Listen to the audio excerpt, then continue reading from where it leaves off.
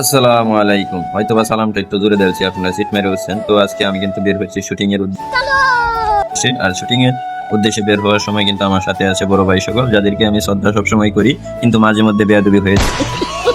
ভাই হাসবেন না, হাসার কিছু নাই। ছোটবেলা থেকে চলে অভ্যাস, তাদের সাথে এখন বন্ধুত্বর মতো সম্পর্ক হয়ে গেছে। মাঝে মধ্যে বলে যায় যে আমি তাদের ছোট ভাই। তো দেখতেছেন যে আমরা একসাথে কিন্তু রিক্সা দিয়ে যাচ্ছি। রিক্সা দিয়ে যাওয়ার সময় কিন্তু আমাদের সত্যিও এলাকার কণ্ঠস্বর অনেকই পরিচয় দিব। আমি সবসময় ডংসের মোড়ে দাঁড়িয়ে থাকি। আমি ডংসপ্ত একটা মানুষ, আমি সবসময় ডংসের সাথে যুক্ত থাকি। এখন পর্যন্ত সফল হইতে পারি নাই, আমি পয়সা আসি।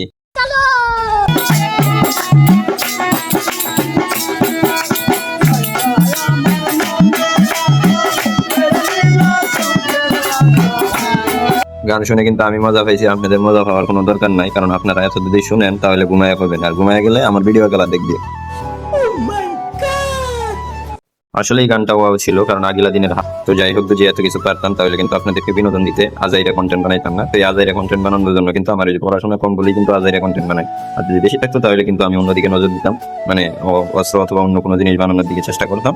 কারণ ওইগুলাতে কিন্তু অনেক টাকা। এখন কিন্তু ওইগুলা দেশ। পরিবেশটা অনেক সুন্দর। হ্যাঁ, এই পরিবেশ সম্পর্কে যদি কিছু বলতেন দর্শকদের কি এখানে কি এখানে আমরা আসছি আজকে, যে এখানে পরিবেশটা যেরকম দেখলাম, আসলে কারো যদি মন খারাপ থাকে তাহলে এই জায়গায় আসলে মন ভালো হবে ইনশাল্লাহ। আমরা আসছি, আপনারাও আসবেন এবং ভালো লাগবে, এটাই। মানে পর্যটক এলাকা বাস করে এই জায়গাটাও, কিন্তু এখানে একটা মানে যে একটা সুন্দর বাতাস, এই বাতাস সম্পর্কে যদি আপনার বলতেন। বিরহের জীবনে এই বাতাসটা কিন্তু অনেকের গুরুত্বপূর্ণ। বাইরে করতে পারবো না, এটা আমি বলি। কই বলি ঘটনাটা হচ্ছে এই যে বালিশ খান দেখতেছে, এটা কিন্তু একটা বালিশ। তা আমোদ তৃপ্তি করার জিনিস। ভাই বসেন ভাই দুটো কথা কই আমি। হ্যাঁ বলেন ভাইও। এই যে বালিশটা দেখতেছে ভাই, ভাই ফোকাস ইজ ক্যামেরা। লজ্জা ভাই, আচ্ছা আমরা ওইদিকে না যাই।